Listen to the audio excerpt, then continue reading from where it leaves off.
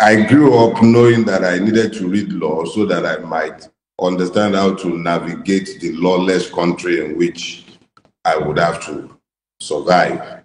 And my understanding of that law says that I should be for now. There is a gag order saying that I mustn't speak to the case before the magistrate court in Ekiti. And elements of my arrest speaks directly to that case. As you will be aware, the charges of, was it cyber stalking or I don't know cyber what I was supposed to have committed, have been lifted at the last adjourned date. That was last, was that Wednesday or Thursday? I'm not sure now, 29th. This one too, I should be before the magistrate on the 13th of February. So I promise I will come back and talk to you about that part. But the part related to the prison, I promised my fellow inmates, you understand? You know what I'm saying? I promised them that whenever I will tell their story, it will be as a comedy.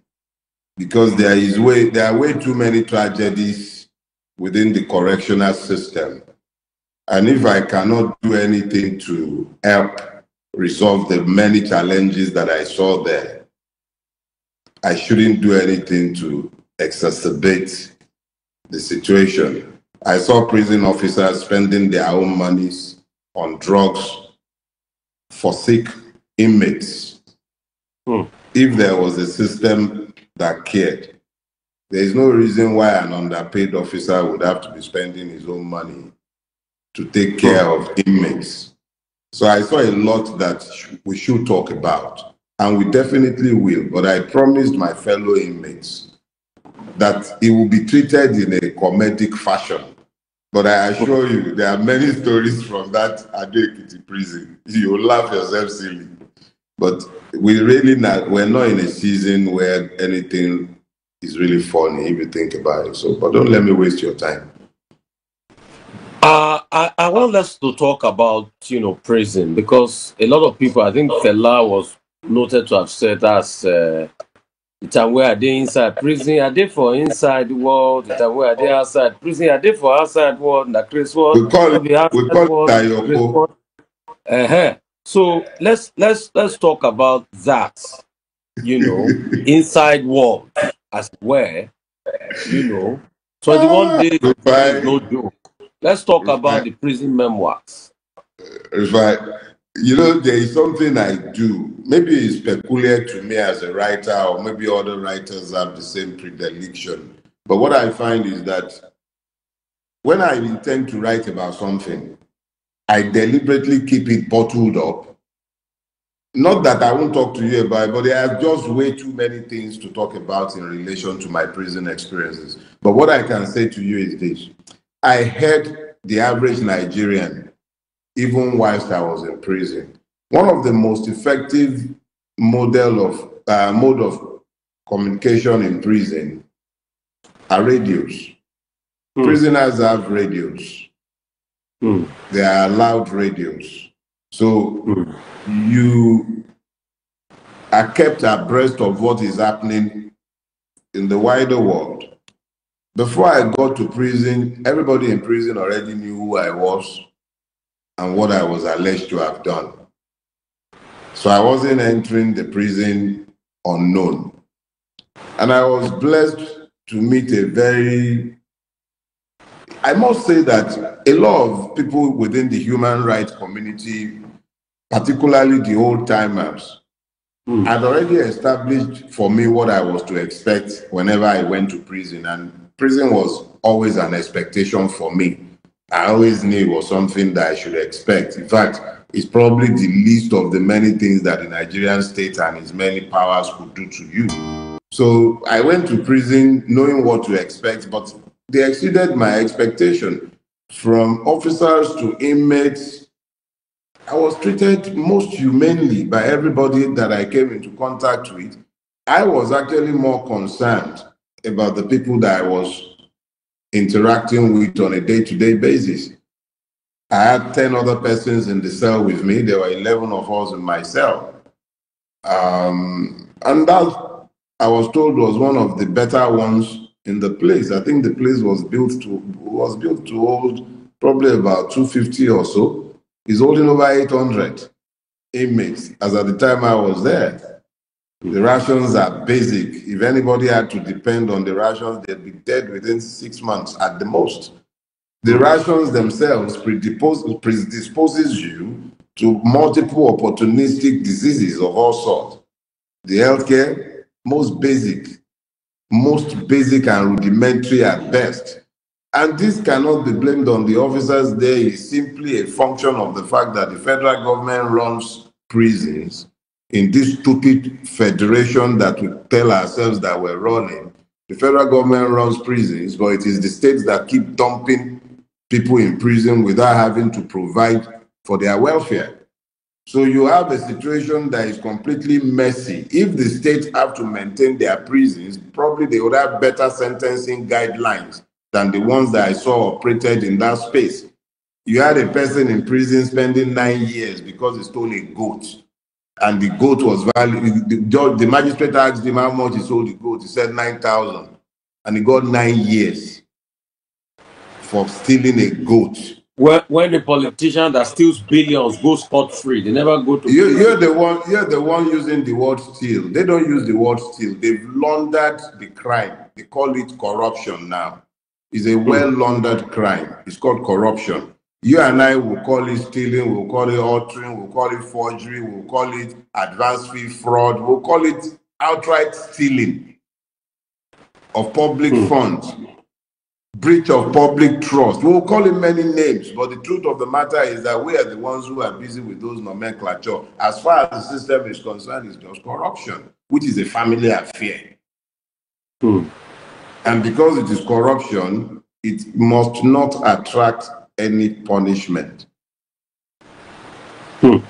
Let's talk about the impact.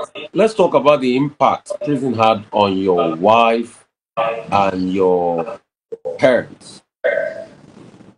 Well, put it this way. I am blessed to have married not just a woman who loves me, but I am married to my friend.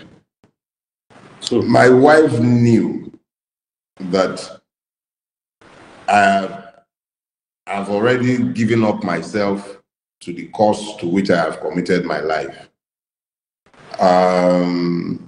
She's resigned to that knowledge.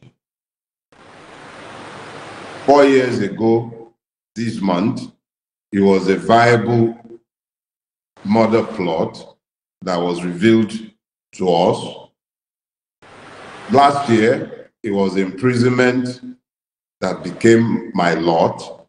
The fact of the matter is that my wife was always prepared for any and all eventualities. It doesn't mean that it makes it any more palatable when it now happens. It was, of course, a very traumatic thing for her. I kept insisting that she mustn't come to ABDUCTION because I didn't want to put her through the trauma of traveling by road. Eventually, against my continuing insistence that she shouldn't come, she found her way to ABDUCTION prison. And she confessed to me the following day that that was the first time she managed to sleep for longer than 1 hour. She slept for like 10 straight hours after she left me in prison and went back to our hotel. You know why? She found that the same person who left home that morning was the same person she found in the prison.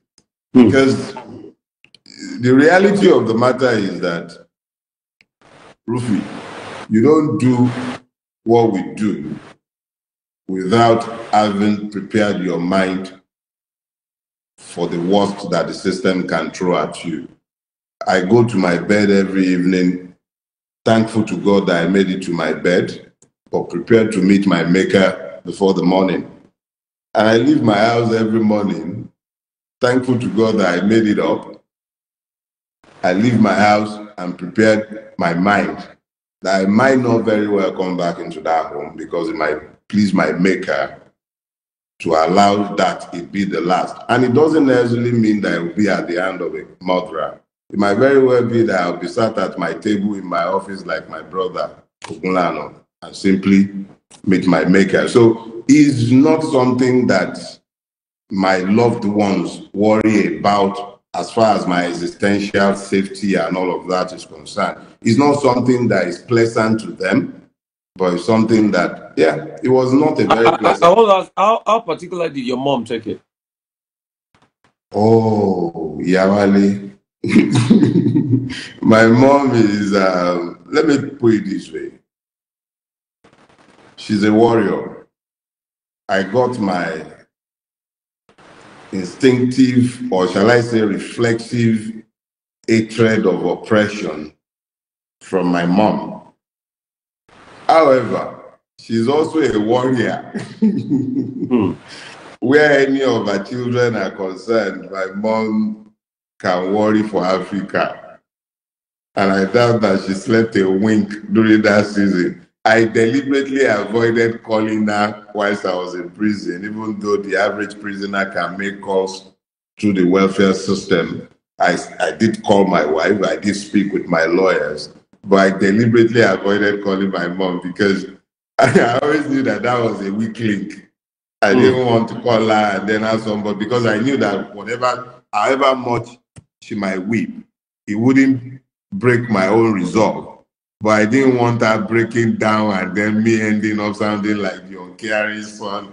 So I didn't go anywhere near. So she was most affected, if the truth be told. And then there was my son, my autistic son, my last born. My wife kept telling me whilst I was in prison, he kept going around the house looking for daddy. They tried their best to explain, okay, so daddy traveled, but this didn't seem like daddy traveling because he didn't see daddy leave the house with any luggage. Daddy didn't say goodbye the night before. There was no basis for thinking that daddy wasn't going to come back home. And then daddy wasn't home, and then he wasn't home for 3 weeks. So for him, even though he doesn't have the words to express it, my wife did explain the level of trauma the young man suffered. He kept going into my bathroom to check if I was in there. And when I got back home, he's not a young man given to much expression of emotions. But he came hugging me, He came hugging me. He was one of the very first to meet me at the door. So for my mom, my son, my daughter was writing her law school exam at the time that I was picked up. It wasn't exactly a very pleasant time for any one of my family members.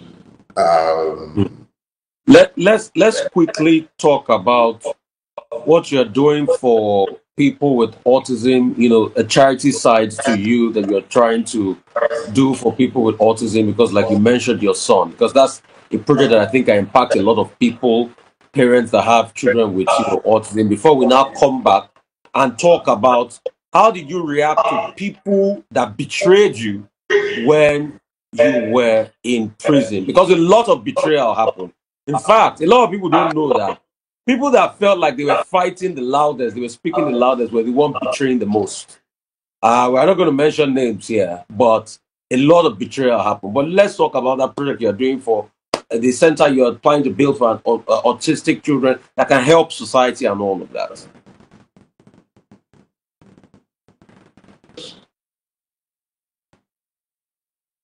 I lost you for a few seconds.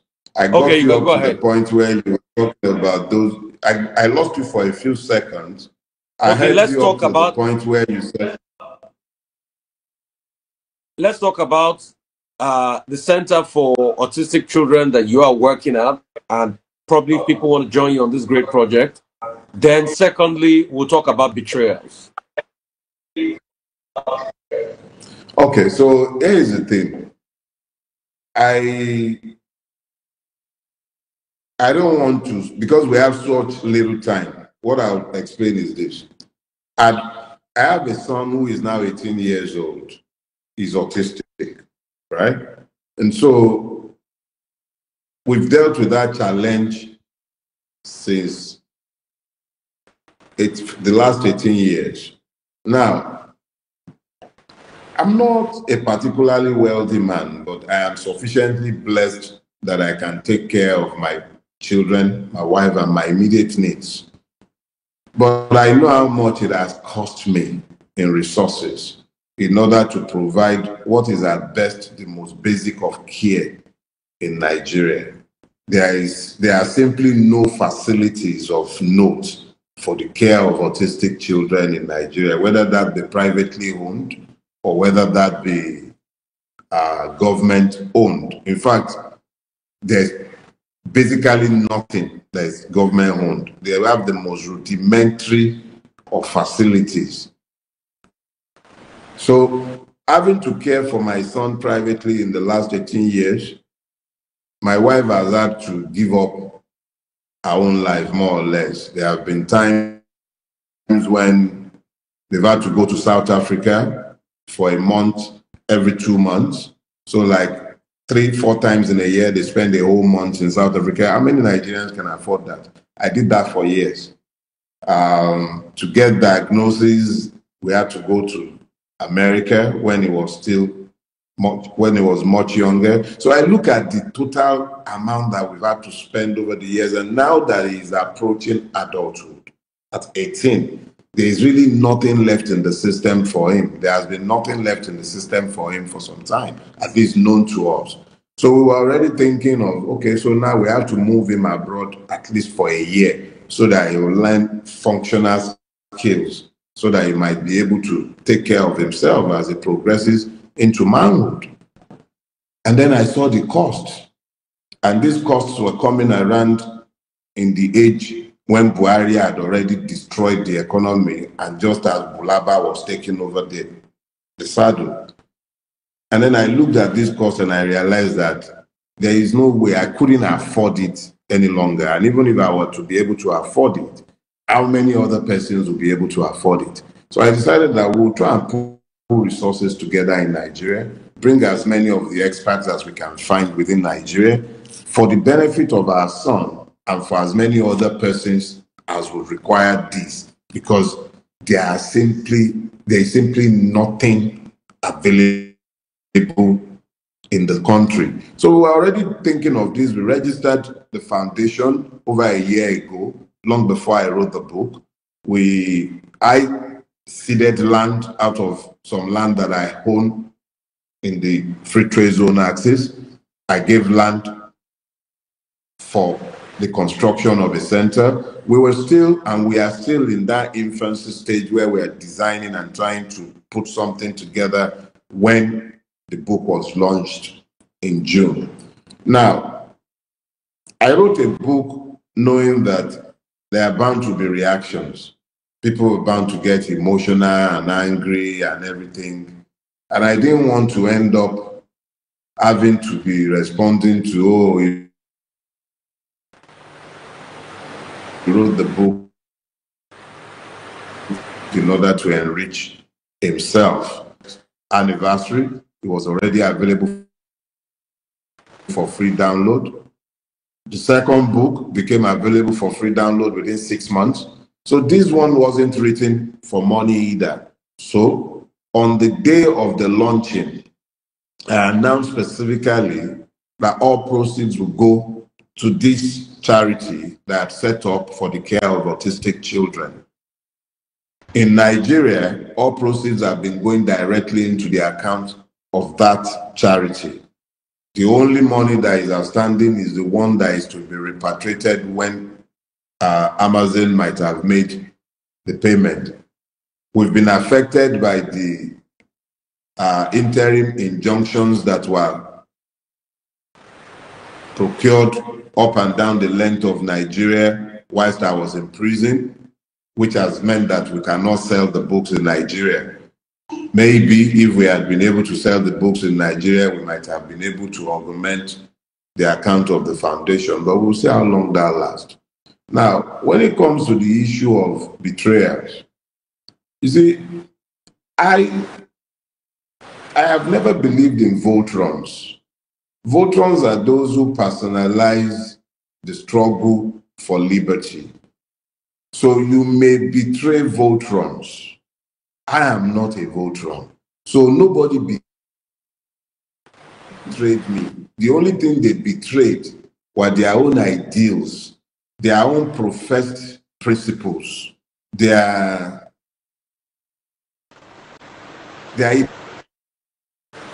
hypocrisy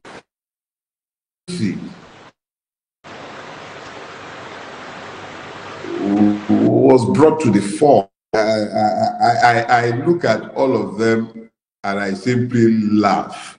I laugh at their consciences. There are still a lot of ongoing betrayals, quote and unquote, but they are betrayals of consciences, not of my person. I cannot be betrayed. I never placed my trust in any one of them, if the truth be told. My trust has always been, even as you've heard me just define for you, is the ideas and ideals that I stand for, that I believe that we share. So if they have betrayed those ideals and ideas, it is their consciences that they have betrayed, not me. I wasn't betrayed. Okay. I expected nothing more. I'd like to ask you this question. With all you have gone through, is Nigeria worth dying for?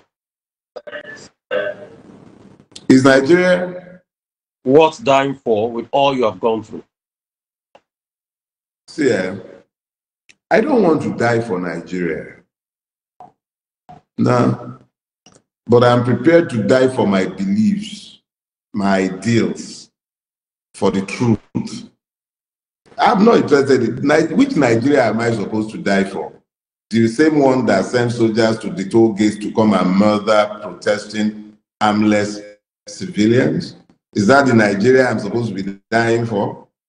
The same Nigeria that hauled me across 6 state lines to go and face a non-existent... Look, is that the Nigeria I'm supposed... No, there is a Nigeria that is worth dying for, and that is the Nigeria where my beliefs, my principles, my truth, the same that must be of universal application if you are standing for the truth, where a collection of them can be heard, where the country is built on egalitarian principles. That is the Nigeria that I can die for, not this one. So I'm standing up and speaking to the truth of what I believe, not necessarily because I don't want to die for this Nigeria. It's not worth dying for. Anyone dying for this Nigeria is dying for a lie. Do you think that 2027 elections might be different from 2023 elections, or you think the politicians will hijack it again? And what's your take on this obedient movement, Peter Obi, a lot of people talking about back and forth, infighting in the Labour Party? What's your take on all of that? And Obi's chances in 2027 and this grand coalition these politicians are talking about again? Do you think 2027 election will change anything, or they will just go ahead and just do it the way they normally do it? You see, Yorubas have a proverb. They say, bí ọjọ́ ṣe máa rí, àárọ̀ láti mọ̀. How the day would progress or turn out will be predicted by the morning. Anybody waiting until 2027 has already lost 2027. It is critical that the Nigerian voice must be heard. It is critical that our votes must count. In the absence of an assurance of the sanctity of our electoral rights, in the absence of a clear and unambiguous statement in law that makes it clear that there must be clear transmission of results from Beavers to IREV, that there must be independent candidacy to take away the monetized delegate system, and that there must the diaspora voting, in the absence of a democratization of the process of election itself, it's a waste of time. You already have a situation where Wike's cousin, or was it his nominee, his former, somebody connected to him was the one conducting elections in Edo State as the resident electoral commissioner. What do you expect? What kind of result are you expecting? Even if the people are selling their votes, let them be able to sell an effective franchise. Let the vote count. When we've done that, we can start talking about all these grand coalitions. I don't believe in any one of those fraudulent platforms. It is the people themselves we need to be uniting, not politicians. Politicians are already united. The only thing that disunites politicians are usually the sharing arrangement and formula. Whether the Labour Party is disintegrating, I can't care less. I am not a member of their party. None of these parties have any ideological root, and they are not connected to the people. If they are connected to the people, they should be focused on ensuring that there is electoral reform, not all this stupid infighting that is orchestrated by who is getting to share what and who is jostling for what post. I can't care less about what is happening amongst them. As far as the obedience are concerned, what I know, and I have said repeatedly, is that long before there was a Mr. Peter Obi, there was already an obedient movement. It is that same movement that was there during NSAS. It is merely a collection of Nigerians who are chatted. So real quickly, I want to ask you something. Baba Kode said recently that it was the obedient movement that caused NSAS, that they started it for America to orchestrate against Tinubu. What's your reaction to what Baba Kode said? He also said that Nigerians that say they are hungry is because they are lazy. Then finally, he also said that Bola Ige's death was state murder.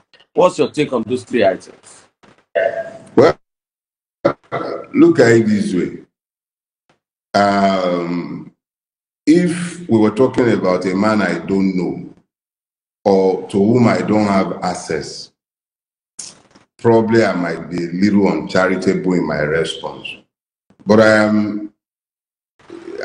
know the family. Let me just put it that way. If I have something to say to Baba Akonde, I'll probably call the son who was my classmate in the law school. But let me also extend this as well. I am a Yoruba boy, raised by people who were already in their 70s by the time they were given charge over me. At that age, a man in his 80s is already subject to the vagaries of senility.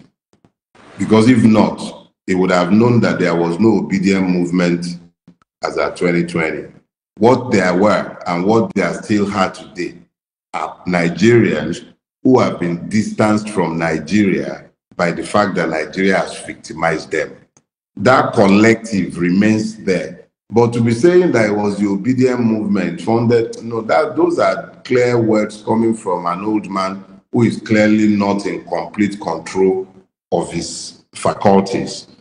The last part of it is him saying that it is state murder. Well, it wouldn't surprise me. Every murder in Nigeria should be treated as state murder. And even more so, his brother and best friend is the president today, and he has access to all kinds of secret files. Let him tell us who the murderers are. I would love to know. A lot of people will be interested in knowing. At least now we know that it's not them, Baba, Debanjo, and Co that killed. He says the state murder. Let him tell us who and who. He should tell us more. Abi? Okay. You know, because I'm a man of my word, I promised 30 minutes on the dot, and it's exactly 30 minutes because I know you are going to go and prepare for your own broadcast on the Daily Faro TV page on YouTube. I say thank you so much. And the Yorubas will say, Shoki Lobe Oge, and I have to be 30 minutes on the dot. So thank you so much. In fact, and that's why deliberately I didn't take calls, because I know if I take calls, I'll give you one shot. yes. Eh? You give I'll me one give shot. you one shot and then I'll say bye. Okay, you give me one shot to say bye bye. Okay, real quickly. Another one I would like to bring to your notice is the case of this Sharia conversation we are hearing in the Southwest as we speak. We have been hearing a lot of explanation. Sharia Community Council is different from Sharia court and everything. What's your take on this matter? As before I let you go. Now I'm wishing that I didn't give you this final thing. Sorry. For a long, no, it's fine. For a long time, I've had this policy. I say, if you don't want the answer, don't ask the question. Now, this is one question I'm now wishing I hadn't been asked, but I will answer it since it's been asked. But I will answer it very briefly. In a multi-ethnic, multicultural, multi-religious society such as Nigeria, one that was founded on the principles of federalism, but has now emerged and become a feudal state found on Islamic instincts. I think the Yoruba Muslim would have to decide what he is first. Is he a Yoruba man or a Muslim? That is the question the Yoruba man who is a Muslim would have to answer for himself. There are so many issues connected to the question you have asked, and we really don't have sufficient time to deal with it. Religion has been weaponized amongst Nigerians, and it has today become a wedge issue amongst the Yorubas. A people who have never been divided by religion have today made religion front and center in their discourse. So all I will say is this: let the Yoruba man who is a Muslim decide, let him think deeply, that within this Nigerian conclave, what is he first? Is he first a Muslim or is he first a Yoruba man? I think I'll leave my answer. So as we wrap up this conversation on Sharia in Southwest, your advice is Yoruba Ronu, like about Baba Ogunde said back in the days. Yoruba Ronu. Is that your answer? Final answer? I believe that would be a good way to sum it up. Yoruba need láti ronú very deeply. Are you a Yoruba man first or a Muslim first? Within the context of the Nigerian state, which is no longer a federation, but has become a feudal state. And are you saying this as the new National Organizing Secretary of a divided Afenifere? Have you saying this as the new National Organizing Secretary of a divided Afenifere? No, please. You, Rufai, I am a man who does not fall for frauds. That some people have gathered themselves together and appropriated the name Afenifere to themselves does not make them Afenifere. I can decide to call myself, those who, for instance, prefer to say that I'm Igbo in order to delegitimize what I say. It doesn't make me any less Yoruba than I am, just because they say that I am Igbo. Do you understand? So that some people gather themselves together somewhere and are calling themselves Afenifere. I beg, I don't have time for them. So you're saying you with Baba, not Baba Fashion faction now. You with Baba. There are no factions. No. Rufai, please. I will not dignify that beer parlor discussion that the Akure people will prefer that me and you are having. There are no factions in Afenifere. Some political jobbers would prefer that we be talking about factions in Afenifere. What is Afenifere? Afenifere is the Yoruba name for the action group. Afenifere is the Yoruba name for the unity party. Afenifere is the Yoruba name for the Alliance for Democracy. It is not the name of a socio-cultural organization. We might have masqueraded as one during the military interregnum, but we are not. Is it also the Yoruba name for the ACN or APC? Certainly not. Certainly not. Look, Rufai, at some point, we're definitely going to be having this discussion when we have a whole lot more time. But understand this. Some people would prefer that you thought of Afenifere as a socio-cultural organization. But that is not what it is. Not all Yorubas belong to Afenifere. At no point has Afenifere spoken for all Yorubas. That is why you have Egbe Omo Oodua. That is why you have concerned Yoruba elders. Do you understand? Yes. Yorubas have never coalesced inside Afenifere as one.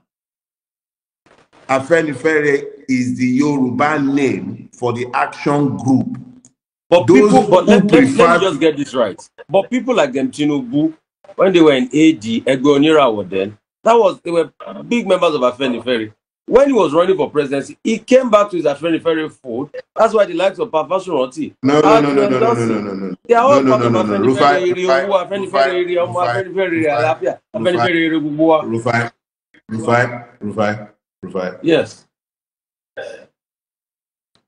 Those who would prefer that Yorubas be enslaved would be happy to buy the fraud being sold by Tinubu and his co-travelers in Akure. I really would have no time to be discussing the shenanigans in Akure because it is this kind of exchange that gives oxygen to that fraud. Baba Fashoranti was the leader of the party. He resigned. And Chifayo Adebanjo became our leader. When it was time for Tinubu to run for the presidency, knowing that he could not come anywhere near Chifayo Adebanjo and those of us with him, he went and resurrected Baba Fashoranti, who had retired on account of old age, specifically senility. He then went and paid him a visit, and I was suspended as at that time dismissed National Publicity Secretary and the organizing secretary used Baba Fashoranti as a prop because they needed him for their own political adventure. Please, as far as I'm concerned, let them continue to tell the world that they are Afenifere. The world knows who and who are Afenifere. Tinubu used Afenifere when it was convenient for him. By 2022, 2023, and by 2002, 2003, he had already rejected anything to do with Afenifere, and he worked assiduously in concert with others to kill the AD. So somebody who has done that since about so let me just get this right. You are the authentic national organizing secretary of Afenifere, but Fashoranti and other journeymen in Ondo are fraudulent. Is that what you are saying? I'm saying so without any hesitation. As far as I'm saying so without any hesitation. So you are saying the man of over 90 years is a fraud with his own people. What I said to you, I said he resigned on account of old age, bordering on senility. Those are my words. Okay. And I said that these men have gone to use him as a prop to defraud.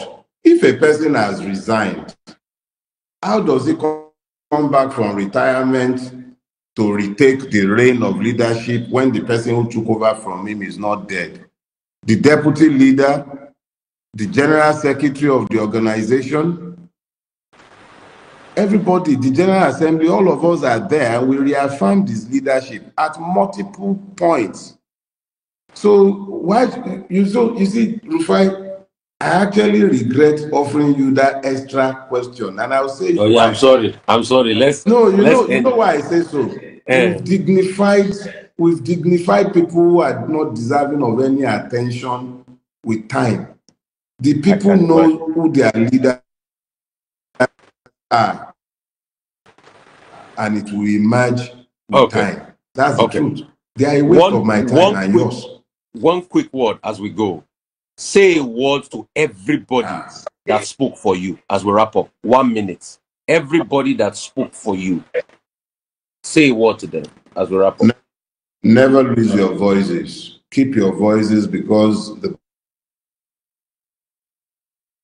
battles have just begun. Keep your Thank voice. you so Have them much. amplified. Never lose your voices. Thank you Stay so much. focused, eh? Thank you so much. Let me let you Carlos, go do your show. you're And welcome. please, everybody from here, go straight to Dele Farotimi's page on YouTube as he'll be starting his very powerful show this Sunday morning by 10 o'clock. He starts his musings by 9:50, and the show is always a powerful text. Thank you so much. And I really appreciate you, my great Dele Farotimi, for joining us today.